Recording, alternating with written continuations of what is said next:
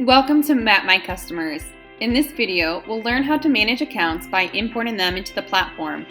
Since contacts and deals are associated with an account in the platform, we recommend starting with importing accounts.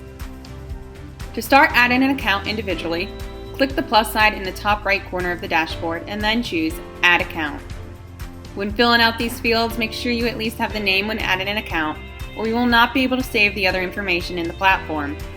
Once you've done completing the fields, click Save and the account will now be successfully saved. Accounts can also be added in bulk by running an import. Again, click on the plus sign in the top right corner and click Import. Make sure you have a spreadsheet that is a CSV file.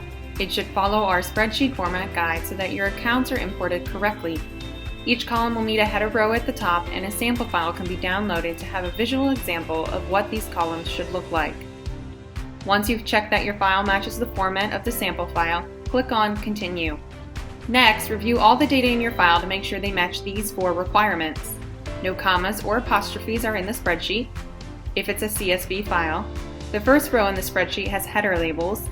This spreadsheet has at least a company or contact name for each row. Address, city, state, postal code, and country are separated in the spreadsheet.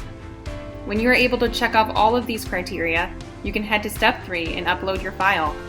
Remember to make sure that you are uploading a CSV file. After you've dropped the file, you can decide if you want the imports to update existing customers, if you want them to be unmapped, or even if you don't want the address information standardized by Google. Finally, you will need to match your column headers to standard Map My Customer fields so that they are documented in the appropriate sections. For accounts, you will be required to match at least the account name and country of the account. We also recommend adding an external ID or import ID so you can easily connect imported contact and deals to this account. After completing this, click Next and you will have successfully completed an import.